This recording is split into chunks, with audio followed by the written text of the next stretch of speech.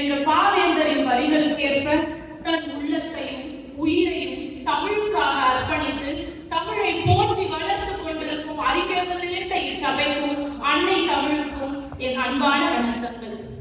இலக்கை இயக்குவதுதான் இலக்கியம்.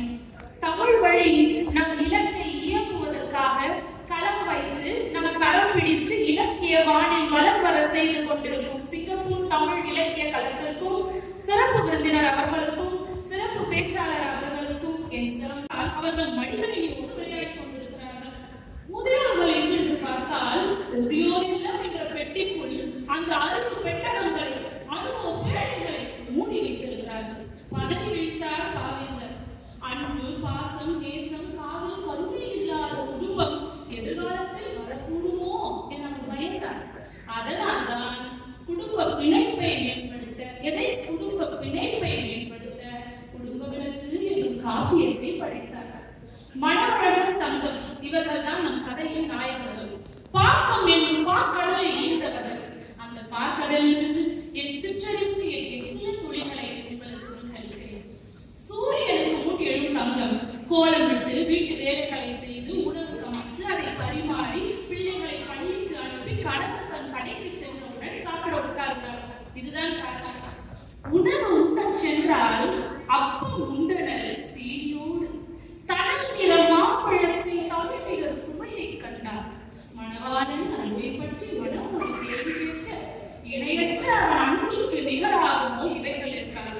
அதாவது கணவனின் அன்பும் சுவைக்கு நிகர் எதுவுமே இல்லை என்கிறார்.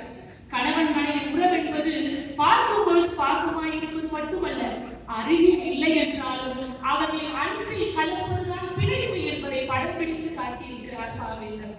இது காதல் உள்ளத்தின் பிணைப்பு. தாய் உள்ளம் ஒன்று உண்டு. குழந்தைகள் உடலிருந்து கொஞ்சியே உண்ணுகின்றார். வழங்கினால் அள்ளி அள்ளி வழித்திடும் அன்பு உள்ளத்தால். அதாவது தன் அன்பு உள்ளத்தோடு குழந்தைகளுக்கு ஊட்டி மகிழ்கிறாராம். இன்றைய சூழலில் எத்தனை முறை நாம் குழந்தைகளோடு சாப்பிடுகிறோம் என்பதை நமக்கு நினைவுபடுத்தி நாம் குடும்ப பிணைப்பை மேம்படுத்த படைத்த பாடல் இது. தங்கம் தன் குழந்தைகளுக்கு மட்டும் தாயாக இல்லை. தங்கம் தன் குழந்தைகளுக்கு மட்டும் தாயாக இல்லை.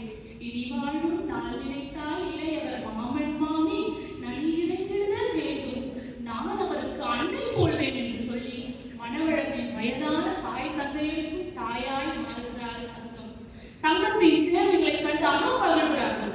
அப்பா, உன் பெண்டாட்டி அறிவுக்கு ஒரு திருவிழாத்தான் இன்று நான் அடைந்த நோய்க்கும் நன் மருந்திட்டு காத்தாள் என்று மருமகளின் சேவைகளை பற்றி அகமகிழ்ந்து பிள்ளையிடம் சொல்கிறார் மணவழகின் பெற்றோர்கள். தெவிட்டலுண்டோ ஆறுயிரே நீ கொடுக்கும் இன்பம் என்று தனிமையில் தன் காதலை வெளிப்படுத்துகிறான் மணவழகன். இப்படி கணவன் மனைவிக்குள் இருக்கும் காதல், பிள்ளைகள் மீதுள்ள பிரியம், மணவழகின் தாய் தந்தையருக்கும் தங்கத்திற்கும் உள்ள அன்பு என குடும்ப பிணைப்பை மையமாக கொண்டுதான் தன் காப்பியத்தை நடத்துகிறார் பாவேந்தர். நாட்கள் நகர்ந்தன. மணவழகன் வீட்டுக்கு மாவரசர் குடும்பத்தினர் விருந்தினராக வருகிறார்கள். அப்பொழுதுதான் மணவழகன் மூத்த மகன் வேடக்குழும் மாவரசன் மகள் நகைமுத்தும் ஒருவருக்கொருவர் பார்த்து இருவரும் மாறி பூத்து இதயம் எறினர் என்று கம்பன் சொல்வது போல் தங்கள் மனங்களை மாற்றிக் கொள்கிறார்கள். 100 முறை அவள் பார்த்தால் அவளை ஆதன் 100 முறை நோக்கினான் என்று சொல்லி அடுத்த தலைமுறைக்கான காதல் பிணைப்பை, குடும்ப பிணைப்பை இங்கே படைக்கிறார் பாவேந்தர். தொழில் ரீதியாக மாவரசனும் ஒரு சிறு மனக்கசப்பு இருந்தாலும் மகனின் மனதிற்கு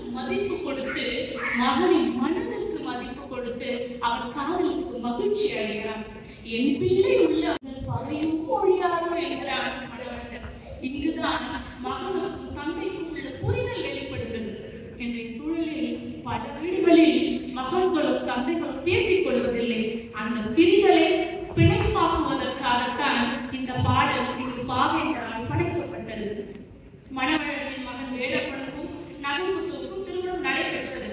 அவர்களுக்கு பிறந்த குழந்தைதான் அமிழ்தம். அந்த அமிழ்தம் தன் தந்தை வேடப்பனுக்கு உணவு ஊட்டும் காட்சி. நீலம் சார்ந்த சேற்றால் சிற்றில் ஒன்று செய்து முடித்த பின் தந்தை உண்ணும் தயிரின் சோற்றை அங்கையால் அள்ளி ஆ ஆ என்றார். அப்பனும் வாய் திறந்து அதை வாங்கி உண்டார். சேரும் சோறும் தந்தைக்கு தேனே, நீர தயிரும் நிலான தயிரே என்று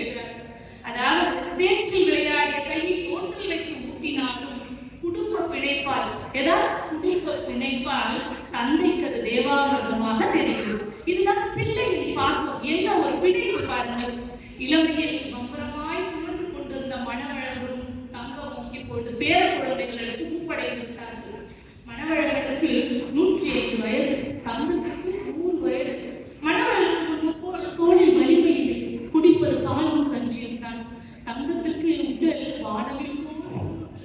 அந்த தள்ளாத வயதிலும் அவர்கள் காதல் எப்படி இருந்தது தெரியுமா? மணவழகனே சொல்கிறார், அருவியெல்லாம் தென்மாங்கு பாடுகின்ற பொதிகை அசை தென்றல் குளிர் வீசும் சந்தன சோலைக்குள் திரிகின்ற சோடி மயில்கள் யாம் 2 பேரும் தெவிட்டாத காதல் உங்கள் செந்தை சிட்டுக்கள் பெருந்தென்னை வீச்சிலே இருந்தாலும் கிளிகள் பெண் இவளோ ஆண் நாளோ என வேறு வேறால் பிரித்து வர மாட்டாத பிசைந்த கூட்டம் பேசினார் இவ்வாறு பூசினார் மூதாட்டி. இதையெல்லாம் கேட்ட மூதாட்டியான தங்கம் நாணத்தால் நெளிந்தாளாம். குடும்ப பிணைப்பை வலியுறுத்த நினைப்பதால்தான் பாவேந்தருக்கு இது போன்ற வார்த்தைகள் எழுந்தன. அவர்கள் இருவரை பிசைந்த கூட்டம் எழுதியிருக்கிறார். இதிலேயே அனைத்து பிணைப்புகளும் நடந்தேறியதே. ஆரம்ப கட்டத்தில் இருந்து அவர்கள் வாழ்க்கை எப்படி காட்டுகிறார்? இளமையில் வயதான தன் பெற்றோர்களை பேணி காத்து கணவன் மனைவியாய் காதலில் உயிர்த்துணர்ந்து பிள்ளைகளை அன்பாய் அறவழியில் வளர்த்து பின்பு அவர்களுக்கு திருமணம் செய்து கொடுத்து பேர குழந்தைகளின் பாசத்தை திளைத்து மீண்டும் முதுமையில் காதலில் கலக்கும் அன்பர்கள் இவர்கள். இந்த ஒவ்வொரு நிலையிலும் நம் கண்ணும் காட்சியாவது பாவேந்தர் வலியுறுத்த நினைத்த குடும்ப பிணைப்பை என்று சொல்லி அனைவருக்கும் வணக்கம். குடும்ப விளக்கு காப்பியத்தில் பெரிதும் வலியுறுத்தப்படுவது குடும்ப பிணைப்பே என்ற உண்மையை மீண்டும் மீண்டும் உறக்க சொல்லத்தான் இருக்கிறேன். மணவழகன் தங்கம், மணவழகனின் பெற்றோர்கள். மணவழகன் தங்கத்தின் பிள்ளைகளான வேடப்பெண் வெற்றிவேல், சம்பந்தியாக வந்தவர் விருந்தினராக வந்து சம்பந்தியாயானவர் மாவரசன் மலர்குழலி. அவர்களின் பிள்ளைகளான நாவரசன் நகைமுத்து. பெண் வேடப்பனுக்கும் நகைமுத்துவுக்கும் பிறந்த அமிழ்தம் இளஞ்சேரனின் இத்தனை கதாபாத்திரங்களை பாவேந்தர் படுத்த காரணம். ஒவ்வொரு காலகட்டத்திலும் ஒவ்வொரு உறவு முறையிலும் ஒவ்வொரு தலைமுறையிலும் அவர்கள் எப்படி குடும்ப பிணைப்போடு வாழ்கிறார்கள் என்பதை இந்த உலகத்தில் எழுதி காலங்கள் மாறினாலும் அவர்களின் குடும்ப பிணைப்பு ஒருபோதும் மாறவில்லை. ஒரு உதாரணம் சொல்றேன்.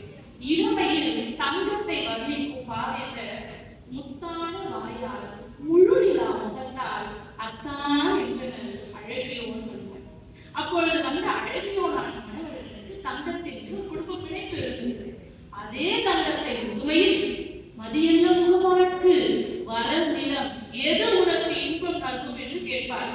அப்பொழுதும் அவள் இருக்கிறாள் என்பதொன்றே எனக்கு இளமை மாறினாலும் அவர்கள் இன்ப பிணைப்பு ஒருபோதும் மாறவில்லை. இதைத்தான் பாவேந்தர் வலியுறுத்த வந்தார். ஒரு பேச்சாளரோ எழுத்தாளரோ கவிஞரோ யாராக இருந்தாலும் எவ்வளவு பேசினாலும் எவ்வளவு எழுதினாலும் கடைசியாக தான் சொல்ல வந்த கருத்தை மையமாக கொண்டுதான் முடிப்பார். பாவேந்தரும் அப்படித்தான். ஆங்காங்கே பெண்ணின் பெருமை, சமூக விழிப்புணர்வு பற்றியெல்லாம் பேசி இருந்தாலும் கடைசியாக தான் வலியுறுத்த நினைத்த குடும்ப பிணைப்பின் ஆழத்தை சொல்லும் பாடலை கொண்டுதான் முடிப்பார். முதியவர்களாகிய மணவழகனும் தங்கமும் முதுமையில் கனவுகளற்ற தூக்கநல் உணர்வில் உறங்கி இன்பத்தையே குடும்ப பிணைப்பையே விரும்புகிறார்கள் என்று தன் கடைசி பாட்டை முடிப்பார். தூங்கினார் கனவும் மற்ற தூக்கநல் உலகில், பின்னர் ஏங்கினார் விழித்ததாலே இன்பமே விரும்பலானார். தூங்குவோம் நிலைத்த இன்பம் செய்வோம். அந்த இன்பம் தான் குடும்ப பிணைப்பு. அந்த குடும்ப பிணைப்பை வலியுறுத்தத்தான் தன் நூலுக்கே குடும்ப விளக்கு என்று பெயர் சூட்டினார். குடும்ப விளக்கு என்ற உலகில் பெண்ணின் பெருமை என்பது நிலவு, சமூக விழிப்புணர்வு என்பது விண்மீன்கள், குடும்ப பிணைப்பு என்பது வானம். நிலவு இல்லாத விண்மீன்கள் இல்லாத வானத்தை பார்த்திருப்போம். வானமே இல்லாத வாழ்க்கையை பார்த்திருப்போமா? குடும்ப பிணைப்பு என்பது வானமாய் நிலமாய் காற்றாய் குளிருக்கு நெருப்பாய் மழைக்கு வெயிலாய் ஆகிய முகங்களாகவும் இருளை போகும் ஒளி விளக்காகவும் திகழ்கிறது என்பதுதான் நிதர்சனம். அந்த விளக்கின் ஒளி கொண்டு எவ்வளவு தூரம் வேண்டுமானாலும் வழி மாறாமல் வாழ்க்கையில் தடம் மாறாமல் பயணம் செய்யலாம் என்று சொல்லி பாவேந்தரை பற்றி பேச இந்த பாவைக்கும் வாய்ப்பளித்த அனைத்து நல்லுறவுகளுக்கும் நன்றி.